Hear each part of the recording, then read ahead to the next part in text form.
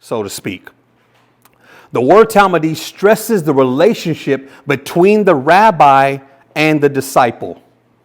Well, listen again. I'm going to say this again. The word Talmid. This is the Hebrew word for what they really were to Jesus. It stresses the relationship between the rabbi and the disciple. A Talmid of Jesus in that day would give up his entire life in order to be with his teacher. The disciple didn't only seek to know what the teacher knew, as we usually is the case for today. We just kind of want to know what Jesus knows. That's why we read. This is why we study. This is why we come to church. We want to know what Jesus knew. The foremost goal of the Talmid was to become like the rabbi and do what the rabbi did. And this is what was different about those disciples. This is what was different. This was the whole point about being, this is the whole point today about being a follower of Jesus. Not just knowing what he knows.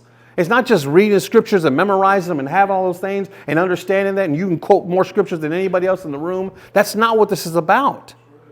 It's about actually becoming like Jesus and then do what Jesus did.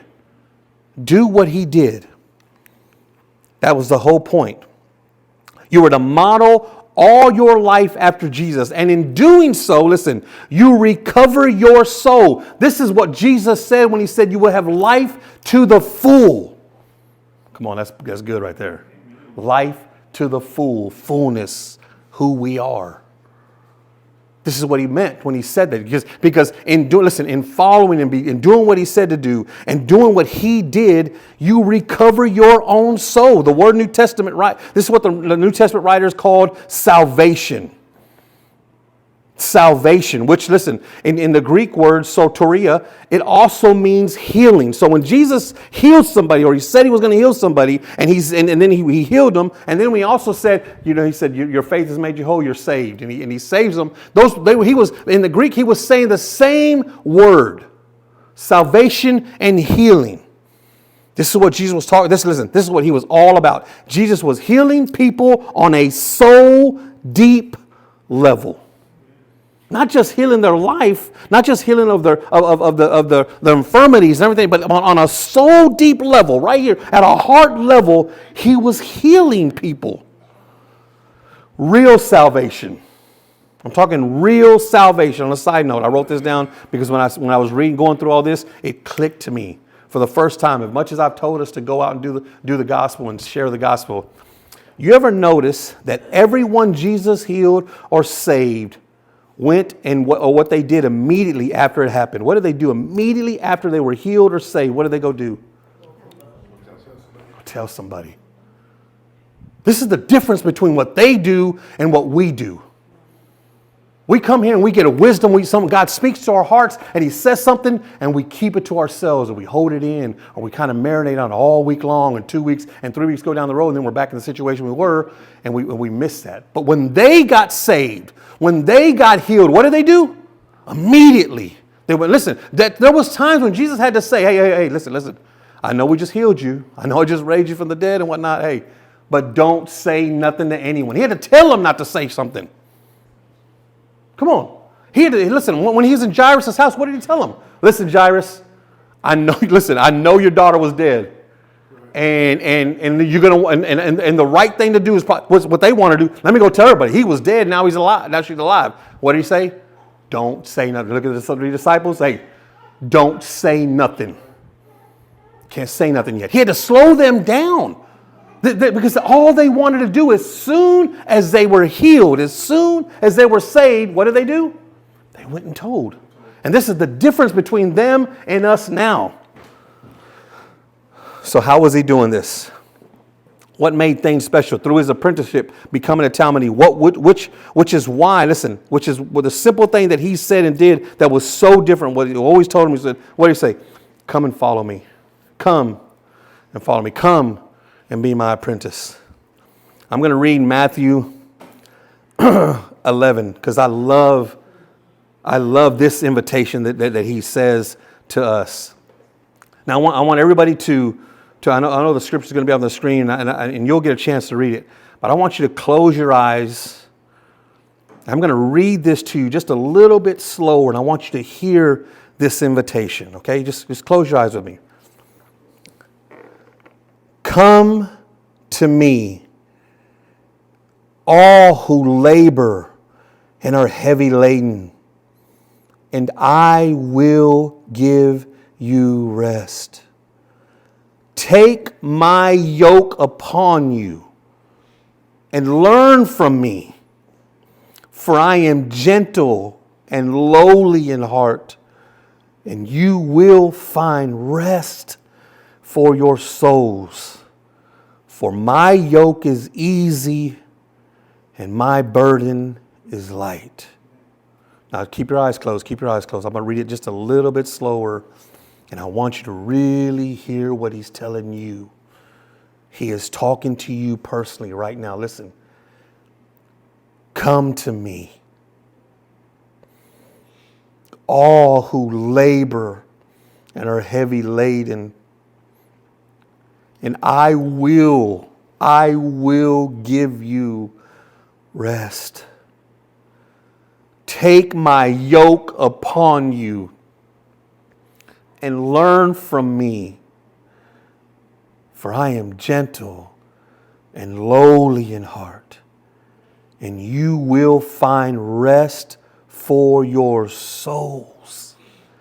For my yoke is easy and my burden is light. Now look at me. That's the invitation that he gives us. This is what he wants you to know. I want you to be my disciple. I want you to be my Talmid. I want you to follow me. I want you to be like me. I want you to do what I'm doing. And so much so that I've told you my burden is light. Now I'm going to read this same passage in the Message version. Listen how it says here. Are you tired? Worn out? Burned out on religion? Come to me. Get away with me, and you'll recover your life. I will show you how to take real rest. Walk with me and work with me. Watch how I do it. Learn the unforced rhythms of grace. Oh, God, that's so beautiful. I won't lay anything heavy or ill-fitting on you. Keep company with me, and you will learn to live freely and lightly. The unforced rhythms of grace. That's beautiful. So the first thing I'm telling you to do is you have to be with Jesus. That's the first thing you got to do. On your end, you've got to decide in 2024, I'm going to be with Jesus. So let's take this invitation to heart. He says again in verse 28, come to me, all you who labor and heavy laden, and I will give you rest. He's inviting you in. How many of you read this invitation to Jesus and think, wait, I know I'm a follower of Jesus. I really do. I feel like I'm a follower of Jesus as far as I can tell. But honestly, I am tired. Right? I am low and fatigued, and rarely, and this fatigue that I have rarely goes away. And honestly, I am a little burned out on religion. Come on. How many feel that way? Just tired. I'm worn out. The danger here is it's easy to grow numb and even blind to truly see what's hidden inside this invitation. That's what Dallas Willard called in his book, The Secret to the Easy Yoke. He wrote, the secret to the easy yoke involves living as Jesus lived in its entirety of his life, adopting his overall lifestyle. And this is our mistake here, I think, when we follow Jesus, because we think it consists of loving your enemies, right? Doing the extra mile, right? Going the extra mile, doing unto others, turning the other cheek, suffering patiently, all while still living the rest of our life just like everyone else does. We think in this one moment here, well, I'm going to turn the other cheek. And you think you have a small moment of that, or you're going to go the extra mile. Or you know what? Hey, Pastor, I pulled up to a stop sign. The guy was there, and instead of giving him $1, I gave him $5. And but the rest of your life, you still live like everyone else. And this is the difference from us, because that's because we haven't taken on his real yoke. And this is the type of process that will fail. This is not an invitation. This is not what he was giving. If you want to experience the life of Jesus, you have to adopt the lifestyle of Jesus. You have to adopt the lifestyle of Jesus. So the second thing is we have to become like Jesus. This is why he said, take my yoke upon you. If you're taking the yoke upon you with him, you will learn his way. And that's why he says, and learn from me. And you who are gentle and lowly in heart, and I will give you rest. What did he do? What was his lifestyle like? See, and listen, a lifestyle is different from just knowing what his life is. The other day, my boys called me up and they said, hey, you want to go play some pickleball? And I said, pickleball? I said, yeah, let me try this out. I don't know if anybody's played it. And so I get out there to play pickleball, and they got stuff, and we're kind of going at it at first, and I'm kind of, and what it is to me, it's just like like a lifestyle ping pong. I love ping pong. Okay, so I'm like a ping pong nut. So I'm thinking, what? So it's like being on a giant ping pong table, and I'm on it. I'm like, what? And so I'm there, and we're playing for a little bit, and then these two guys come in, and they go to the tennis court, which is right next to where they're combined. And these two tennis guys get in there, and they get there, and the guy starts stretching. He's doing all kinds. He's doing everything. Both of them are. I'm like, what in the world? And then they start like sprinting. I'm like, man, these guys are kind of crazy. And they pull their tennis rackets out, and then they start playing. And at first they're just, and then all of a sudden, if you've ever seen tennis, these guys, and he's screaming. I'm thinking, and we're all sitting there playing pickleball, thinking, what in the world? And I'm almost hesitant to look over. I don't even want to look over to see what's going on. You know what I mean? I'm like, what's going on here? You know what I'm saying? And then after I did look over, the guy's in shorts, and it's cold. He's in shorts, a t-shirt, and he is just, man, he's gotten that ball just flying right above the net. And the other guy pulled backhand it back over, and I'm thinking, man, I want to do that. Right? I want to play. That's what I want to do. I want to do that. What am I doing here? You know what I mean? I want to do that. I'm on the quarter size of a tennis court. You know what I mean? And this guy's on the full, the bottom, one on each side. And they're going, I want that. But then I started really thinking a little bit more. Okay? Now, I might want that life, but I surely don't want that lifestyle, because I promise you this, they didn't get there overnight. These guys are sitting there probably working 2 or 3 times a day, spending hours, probably taking on thousands of balls hit at them over and over. I want that life, but I don't want that lifestyle. That's the difference here, is we want the life of Jesus, but we don't want the lifestyle that it takes to be like Jesus. That's the difference. This is what makes us who we really are, or it makes you who you really need to be. So are you willing to take on the lifestyle of Jesus? This is what he was talking about here. Now watch that guy going nuts. I thought, man, you know what? I don't want that. That's not what I really want. What was the lifestyle like? Listen to him. I told you last week, and I'm going to tell you again. What was his lifestyle like? He taught, and he taught. And then occasionally he was healing people while he was teaching. I'm going to say it again. He taught, and he taught. And then while it was happening, every now and then people were coming up there and he was healing them, but he was healing them during what? While he was teaching. This is the lifestyle that he lived, is that constantly we like to read all the miracles. I said it to you last week. We want all the miracles. We want, man, I want to see that. I'm hurting. I need money. I need healing. And we want to see all that. And that's great. That's a part of what Jesus is. That's a part of what he does. But listen, what we don't want, or what we neglect to want, is his teaching and what he did constantly. If you read everything he did, every time he was healing somebody, it was during a teaching. Or when he heals somebody, now let me give you a teaching moment. This is what he did. This is what he's asking us to do. You want my lifestyle? I taught. And then occasionally, God used him to heal, and he used that to still teach. What am I saying to you? I'm saying what Jesus said. Take my yoke upon you and learn from me. For I am gentle and lowly in heart, and you will find rest for your souls. You still feel restless. You're still tired. You still feel uneasy. You still feel all those things? Listen to me. Teach somebody. Teach somebody. Talk to somebody. Share with somebody. And watch how that burden slowly goes away. Goes away. Love through teaching. Care through sharing with others what he's done in you. Last thing is this.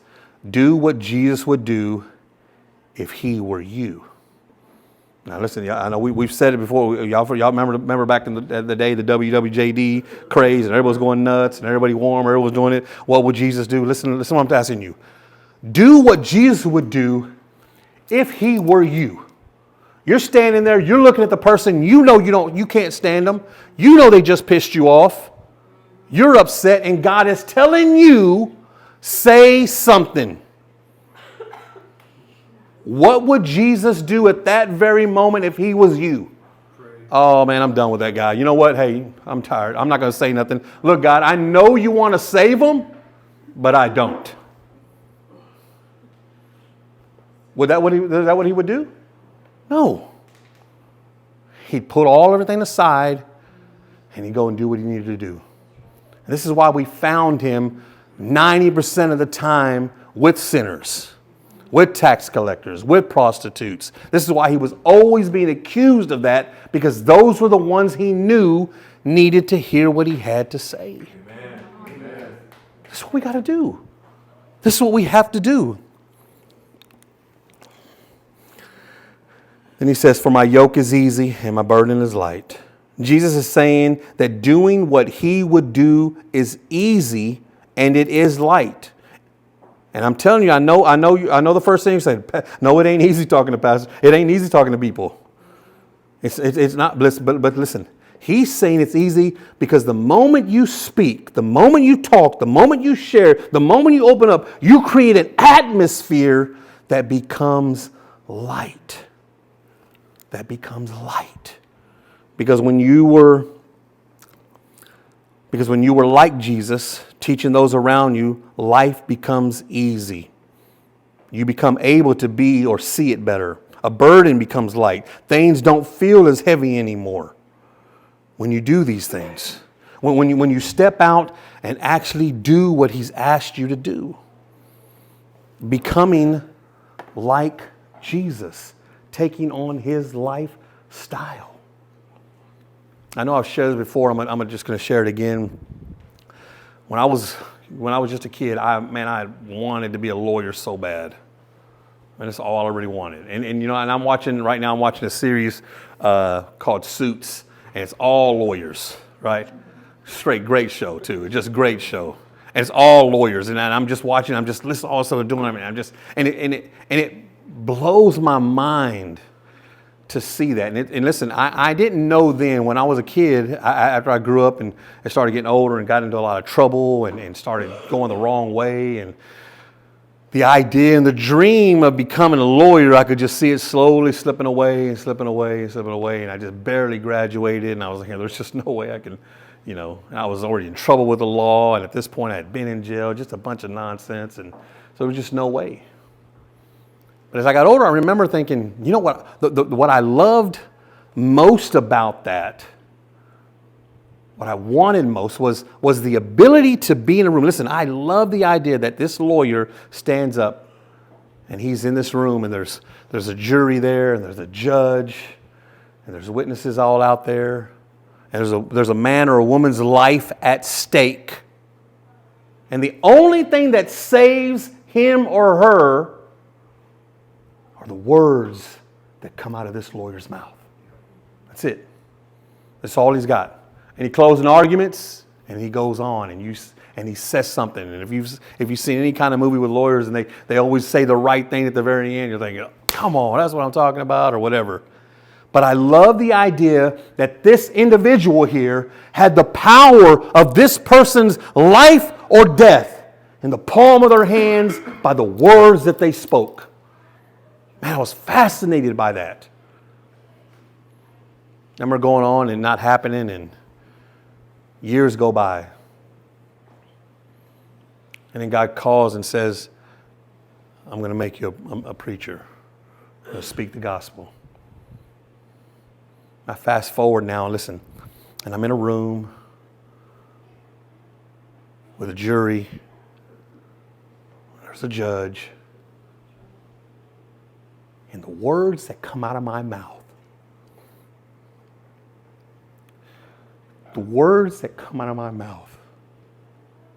may hinge on someone's life being changed or not. Amen. And all I want is the lifestyle that he had so that you could truly see him. Because this is what was different. This is what made Peter say, hey, don't crucify me like him.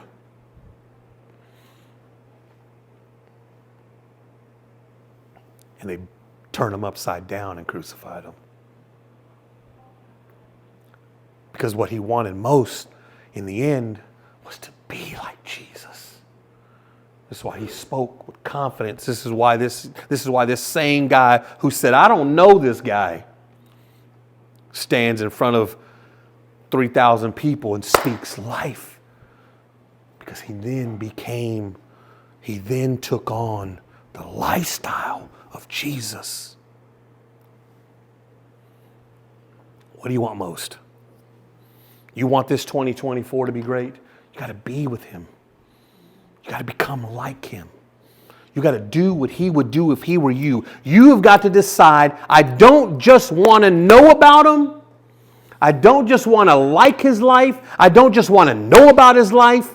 But I want to be and act and perform and become his lifestyle so that I can do what he did. Amen? Amen. Stand your feet with me.